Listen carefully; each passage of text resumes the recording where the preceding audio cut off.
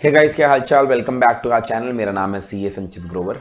आज की इस वीडियो के अंदर हम डिस्कस करने वाले हैं एक ऐसा डाउट जो सीए इंटरमीडिएट स्टूडेंट्स के मन में इन दिनों आ रहा होगा। मुझे खुद व्हाट्सएप पर और इंस्टाग्राम पे बहुत सारे बच्चों की क्वेरी आ गई। So I thought of making a video ताकि एक ही बार ये सारी चीजें मैं सबको क्लियर कर सकूं। डाउट ये है कि सर हमें इंटरमीडिएट के अंदर सिंगल ग्रुप के लिए प्रिपेयर करना चाहिए या बोथ ग्रुप्स के लिए एक साथ एक ही अटेम्प्ट में प्रिपेयर करना चाहिए। इनइफेक्टिवली बोलूं तो 3 पेपर की तैयारी करनी चाहिए या 6 पेपर की तैयारी करनी चाहिए। अब ये डाउट मेनली मुझे मई 25 और सितंबर 25 के बच्चों को आ रहा है इन दिनों। मैं नवंबर 24 में इस समय ये वीडियो को शूट कर रहा हूं, तो जनवरी 25 वालों ने तो जो करना है अभी तक डिसीजन ले लिया होगा, उन्होंने तो अपना एग्जाम फॉर्म भी भर लिया होगा। तो मैं बात करूंगा मई 25 और सितंबर 25 वालों के लिए। दोनों के लिए ऑब्वियसली स्ट्रैटेजी अलग अलग है क्योंकि टाइम अलग अलग है, तो दोनों की बात मैं अलग अलग करूंगा, सेपरेटली करूंगा। बट पहले दोनों के लिए कुछ कॉमन बातें कर लेते हैं। कुछ चीजें आपको पता होनी चाहिए, दो ग्रुप देने के फायदे क्या क्या होते हैं। एक बार फायदे क्लियर हो जाएंगे माइंड में, फिर पता हम डिसाइड करेंगे हमें दो ग्रुप देने चाहिए या सिंगल ग्रुप देने चाहिए। सबसे पहली बात तो फायदा नंबर 1 जो दो ग्रुप देने का एक साथ है वो ये है आर्टिकलशिप। आर्टिकलशिप ना ओल्ड कोर्स के अंदर मई 24 से पहले हमारा जब ओल्ड कोर्स होता था तो आर्टिकलशिप एक ग्रुप कंप्लीट करने के बाद भी शुरू की जा सकती थी। बट अब न्यू कोर्स में स्ट्रिक्टली आईसीआई ने बोल दिया है जब तक आपके दोनों ग्रुप क्लियर नहीं हो जाएंगे तब तक आप आर्टिकलशिप शुरू नहीं कर सकते। तो अगर आप एक एक करके एग्जाम देते हो ना तो उस केस के अंदर आर्टिकलशिप आपकी सीधा सीधा डिले हो रही है और आपका सीए कोर्स भी उस वजह से डिले हो रहा है। तो ये तो हो गया ड्रॉबैक नंबर 1 अलग अलग ग्रुप देने का। और बोथ ग्रुप का बोलूं तो फायदा यही हो गया कि आप इमीडिएटली आर्टिकलशिप शुरू कर सके हो। यहीं से हमारा अगला पॉइंट कनेक्टेड आ गया, डायरेक्टली हमारे पे 6 महीने की टाइम सेविंग एप्लीकेबल हो जाती है। तो हम टाइम सेव करना चाहते हैं, अगर जिंदगी में जल्दी से सीए बनना चाहते हैं तो हमारे पे बोथ ग्रुप का फायदा मिलेगा ही मिलेगा हमें। थर्ड फायदा और सबसे इंपॉर्टेंट फायदा which is very very relevant for all the students is the benefit of set of. अब ये सेट ऑफ क्या होता है आप सबको पता है। हमारा पासिंग क्राइटेरिया क्या है, हर सब्जेक्ट में हमें 40 मार्क्स लेने होते हैं और एग्रीगेट टोटल हमारा 50% होना चाहिए। अब ये जो क्राइटेरिया है अगर आप सिंगल ग्रुप देते हो तो ये क्राइटेरिया उसी ग्रुप के ऊपर अप्लाई होता है, जबकि बोथ ग्रुप देते हो तो आपको 50% कंबाइंड 6 के 6 पेपर में देखना पड़ता है। मैं एक एग्जांपल के थ्रू समझाता हूं। मान लो मैंने ग्रुप 1 के एग्जाम दिए और पेपर नंबर 1 के अंदर मेरे 55 मार्क्स आ गए, पेपर नंबर 2 के अंदर मेरे 50 मार्क्स आ गए और पेपर नंबर 3 के अंदर मेरे 65 मार्क्स आ गए। तो टोटल करूं तो मेरे कितने मार्क्स हो गए, टोटल 170 मार्क्स हो गए। ग्रुप नंबर 2 के अंदर अगर मैं 1 मिनट के लिए मान के चलूं, पेपर नंबर 4 में मेरे 45 आए, पेपर नंबर 5 के अंदर मेरे 52 आए, पेपर नंबर 6 के अंदर मेरे 48 आए, तो टोटल करूं तो कितना हो गया 145 मार्क्स। अब जरा ध्यान से सुनिए, अगर ये दोनों ग्रुप मैंने अलग अलग अटेम्प्ट में दिए, एक मई 25 में दिया एक सितंबर 25 में दिया, तो अगर आप ध्यान से देखेंगे मैं ग्रुप 1 के अंदर क्राइटेरिया सेटिस्फाई कर रहा हूं। ग्रुप 1 में मैं क्लियर हूं, मिनिमम हर सब्जेक्ट में 40 भी है और एग्रीगेट मेरा 150 से ऊपर यानी 50% से ऊपर जा रहा है। ग्रुप 1 क्लियर है, मगर ग्रुप 2 क्योंकि मैंने अलग अटेम्प्ट में दिया है वो मेरा क्लियर नहीं हो पाएगा। वहां पर 50% का क्राइटेरिया 300 मार्क्स पे जब अप्लाई होगा तो मेरा टोटल 150 मार्क्स नहीं बन रहा है। अब बड़े ध्यान से सुनिए, अगर यही सेम रिजल्ट आए मेरा और मैंने दोनों ग्रुप सेम अटेम्प्ट में दिए हैं, मान लो मई 25 के अंदर दोनों ग्रुप दिए हैं, तो उस पर्टिकुलर केस में आप पर 50% टोटल करके देखा जाएगा। तो 170 और 145 का अगर आप टोटल करेंगे तो निकल के आएगा 315, जो कि 600 मार्क्स के 50% से ज्यादा है। यानी अब दोनों के दोनों ग्रुप क्लियर किए जाएंगे। इस बेनिफिट को प्यार से बोला जाता है benefit of set of. Simple language में बोलो तो एक ग्रुप में एक्स्ट्रा जो मार्क्स आए, एक्स्ट्रा मतलब 50% से ऊपर, 300 का 50% 150 हो गया, तो 150 से ऊपर जो भी एक्स्ट्रा 20 मार्क्स आए उससे दूसरे ग्रुप के शॉर्टफॉल को हमने पूरा कर दिया और इस तरह से हमारे दोनों ग्रुप क्लियर हो गए। अब जो ये मैंने सिचुएशन आपको समझाई है ना, अगर आपको ऐसा लगता है सर ये तो बड़ा रेयर केस होता होगा, तो ऐसा बिल्कुल नहीं है, ये रेयर केस नहीं होता। बहुत सारे स्टूडेंट्स के केस में ये चीज निकल के आती है। तो ये एक बहुत बड़ा एडवांटेज है दो ग्रुप देने का। अगर आपका एक ग्रुप स्ट्रांग है और एक ग्रुप वीक है, और कई बार ना आप प्रिपरेशन के समय नहीं पता कर पाते कि आपका पेपर कैसा आने वाला है। यू डोंट नो टैक्सेशन का पेपर अगले अटेम्प्ट में आसान आएगा या मुश्किल, यू डोंट नो ऑडिट का पेपर कैसा आएगा, यू डोंट नो अकाउंटेंसी का पेपर कैसा आएगा। तो आप कई बार जब एक आधे पेपर में ज्यादा अच्छे से नहीं कर पा रहे होते क्योंकि आपके पास 6 पेपर होते हैं, तो उसका शॉर्टफॉल 50 नंबर से कम जो शॉर्टफॉल रह गया है उसको कोई ना कोई पेपर तो पूरा कर ही देता है। कभी भी आईसीआई के एग्जाम में 6 के 6 पेपर तो मुश्किल नहीं आएंगे ना, वर्स्ट से वर्स्ट केस में भी 3 या 4 पेपर मुश्किल आ जाएंगे, बट एटलीस्ट 2 पेपर तो ऐसे होंगे जो बाकियों की नैया पार करा देंगे। फिर मैंने आपको यहां पर बोला था हमारे इंटरमीडिएट और फाइनल के अंदर आईसीआई टॉप 50 रैंक्स को डिक्लेयर करता है, मगर वो बच्चा सिर्फ रैंक के लिए तभी एलिजिबल होता है अगर वो दोनों ग्रुप एक ही अटेम्प्ट में दे।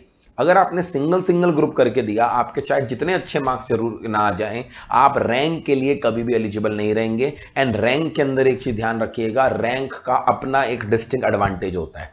क्या एडवांटेज होता है? अगर आपकी इंटरमीडिएट में रैंक आ रही है तो आपको आर्टिकलशिप के बहुत सारे आपके एवेन्यूज ओपन हो जाएंगे, आपको अच्छी फर्म्स आर्टिकलशिप लेने के लिए तैयार हो जाएंगी। आपकी फाइनल में रैंक आ रही है तो ऑब्वियसली जॉब के अंदर फायदा होगा। एक बार रैंक आपके साथ जुड़ गई, it's like a brand, it's like a token जो आपके साथ हमेशा के लिए आपके सीवी में जुड़ गया।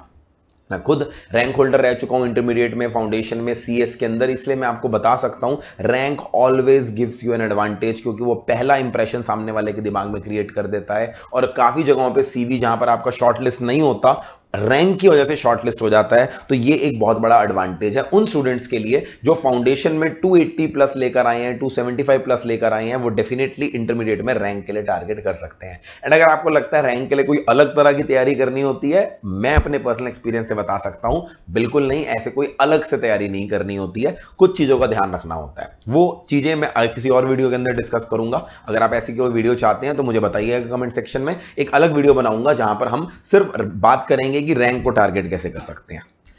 आखिरी पॉइंट, अगर आप दो ग्रुप एक साथ क्लियर करते हैं तो आप खुद सोच सकते हैं कल को किसी जॉब या आर्टिकलशिप के लिए, अब इंडिया में सबसे बड़ी प्रॉब्लम तो यही है, एक वैकेंसी के लिए एप्लीकेशन 10 आती हैं, तो 10:1 का रेशियो चल रहा होता है। तो अगर मैं एचआर हूं किसी कंपनी का, मैं किसी बिग फोर का एचआर हूं, तो मुझे अगर शॉर्टलिस्ट करना होता है तो आमतौर पे वो क्राइटेरिया क्या रखते हैं, अगर किसी स्टूडेंट ने दोनों ग्रुप एक ही अटेम्प्ट में करे हैं तो दैट मींस वो स्टूडेंट प्रेशर में काम कर सकता है, वो ज्यादा वर्कलोड ले सकता है। So this is a criteria for many firms, I am not saying this is the only criteria, but this is a criteria for many firms that जब उनके पास एप्लीकेशंस ज्यादा आती हैं चार्टर्ड अकाउंटेंट्स की, वो डेफिनेटली प्रेफरेंस उनको देते हैं जिन्होंने एक ही अटेम्प्ट में बोथ ग्रुप क्लियर कर रखे हो, because it is a sign and symbol that आप एक साथ बहुत चीजों को प्रेशर झेल सकते हैं, which is a very very important trade in real life आज की डेट में।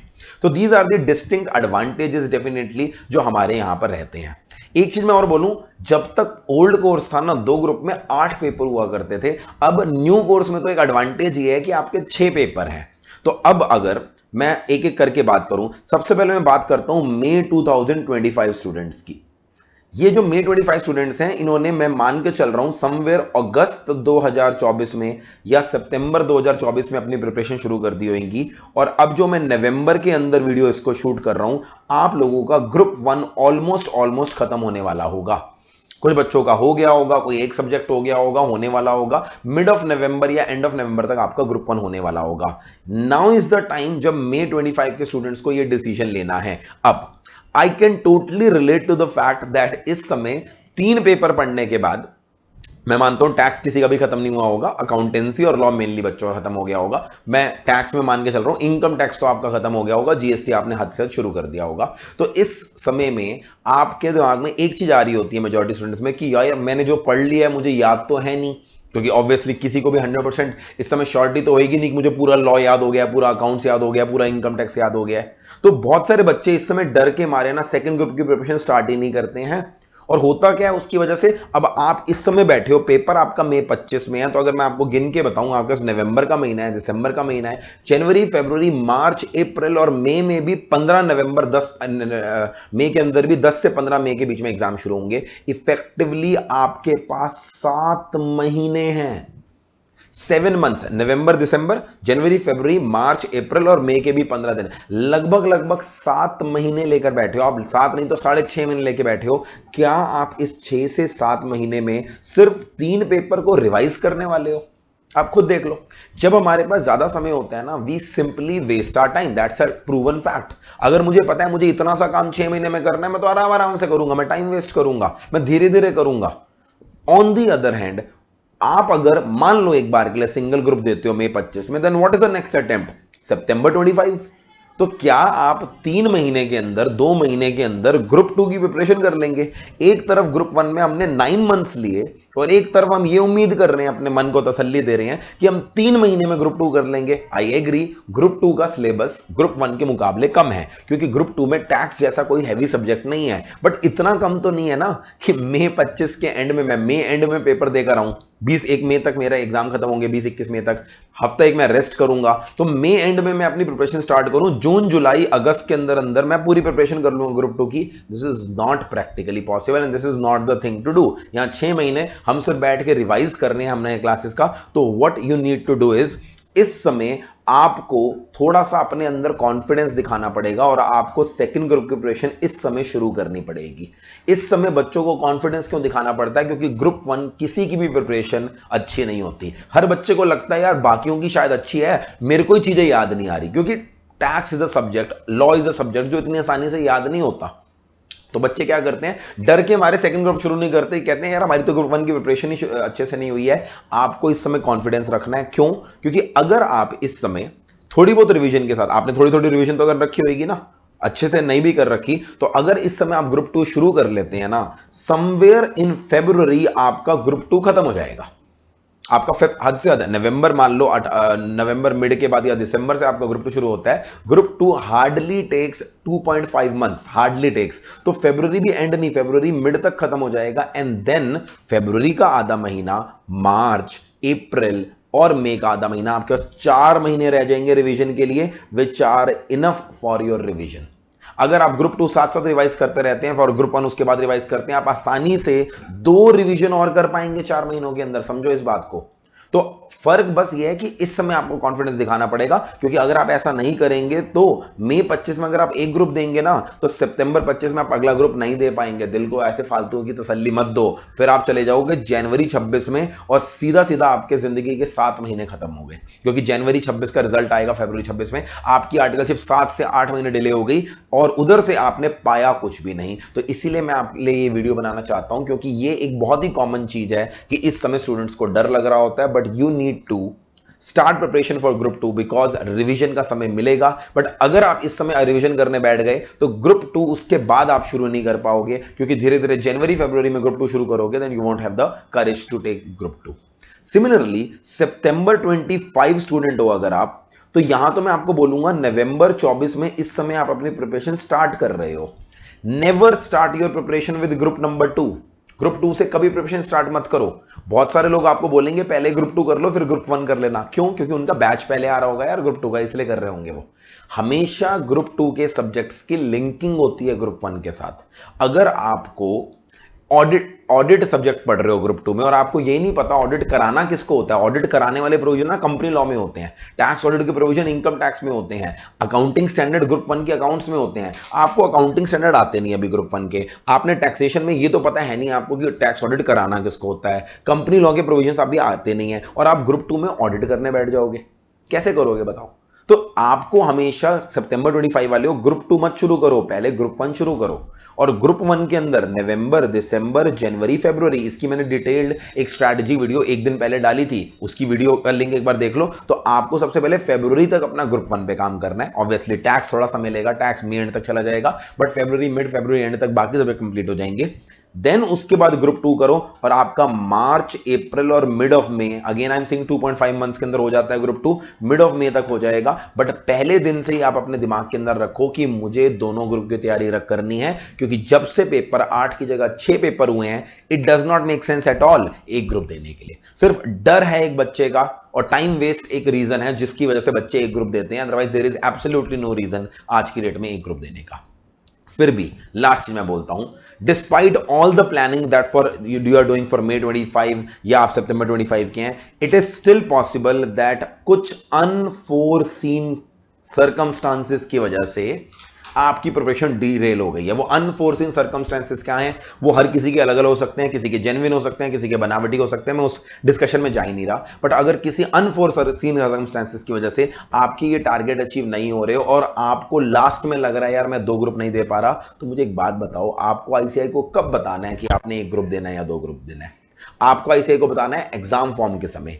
मई 25 का एग्जाम फॉर्म जाकर आएगा फरवरी के महीने में, जब जनवरी 25 का रिजल्ट आ जाएगा उसके बाद, फरवरी भी क्या मार्च के महीने में, उस समय आप डिसीजन ले लेना।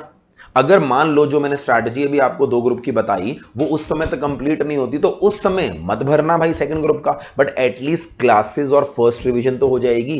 3 पेपर की नहीं होगी, कुछ तो होगी, तो एटलीस्ट आप मई 25 के बाद जनवरी 26 में नहीं जाओगे, आप सितंबर 25 में 2 ग्रुप दे दोगे, कम से कम जिंदगी के 4 महीने तो बचाओगे। सिमिलरली सितंबर 25 वाले बच्चे अभी तैयारी शुरू कर रहे हैं नवंबर 24 में, अगर फॉर सम रीजन आपका ग्रुप 1 की तैयारी इस तरह से नहीं होती, ग्रुप 2 आप ढंग से नहीं कर पाते, एटलीस्ट आप अगर ग्रुप 2 की क्लासेस कंप्लीट कर लोगे तो सितंबर 25 में बोथ ग्रुप नहीं भी दे पाए तो मत भरना भाई उस समय एग्जाम फॉर्म। उसका एग्जाम फॉर्म तो कब आएगा, जून जुलाई के अंदर आएगा, तब तक तैयारी नहीं हो पा रही, कॉन्फिडेंस नहीं आ पा रहा, तो प्रेशर ज्यादा लग रहा है, मत भरना। एटलीस्ट आप जनवरी 26 के अंदर अगला पेपर तो दे पाओगे, आपको मई 26 तक तो वेट नहीं करना पड़ेगा। So this is the thing I wanted to communicate because I have seen a lot of students जो 9 months तक सिर्फ 3 पेपर की तैयारी करते रहते हैं, एंड जब उनका ग्रुप 1 हो जाता है फिर उनको लगता है मैं 2 महीने में 3 महीने में सेकंड ग्रुप कर लूंगा, जो कि भाई इतना इजी नहीं है। तो इस तरह से अपनी प्रिपरेशन को तैयार रखिए। लास्ट में फिर से मैं बोलूंगा, ग्रुप 2 का कंटेंट नो डाउट 2.5 महीने का है, ग्रुप 1 के मुकाबले काफी कम है, उसमें कोई हैवी सब्जेक्ट नहीं है, आपके कंपैरेटिवली थोड़े इजी सब्जेक्ट हैं, एफएम और कॉस्टिंग स्कोरिंग सब्जेक्ट हैं, बट आपको उसकी तैयारी सिस्टमेटिकली करनी चाहिए। ग्रुप 1 की रिवीजन अगर आपकी अच्छे से नहीं हुई तो आपको अपने मन में कॉन्फिडेंस रखना है कि इंडिया में इस समय कोई बच्चा ऐसा नहीं है जो मेरे अटेम्प्ट की तैयारी कर रहा है और उसका ग्रुप 1 बहुत अच्छा हो गया है। हर किसी को रिवीजन करने में टाइम लगता है, बट रिवीजन करने के लिए ग्रुप 2 की प्रिपरेशन करने के बाद आपके पास लगभग 3.5-4 महीने और रह जाएंगे, जो कि सफिशिएंट होते हैं रिवीजन करने के लिए। ठीक है जी, this is what I wanted to tell you. अगर आपका कोई डाउट रह गया है इस वीडियो के अंदर तो आप कमेंट सेक्शन में पूछ सकते हैं या ऊपर दी गई इंस्टाग्राम आईडी पे मुझे मैसेज कर सकते हैं। ऐसी और कोई आपके डाउट्स हैं तो मुझे जरूर बताइएगा, और अगर आप हमारे ग्रुप 2 के बैच को ज्वाइन करना चाहते हैं तो हमारा जो फ्रेश बैच है वो 18 नवंबर से स्टार्ट हो रहा है, उसकी डिटेल नीचे दी गए नंबर पर आप पूछ सकते हैं। मिलते हैं अगले वीडियो में, take care, bye bye, this was Sanchit Grover with you.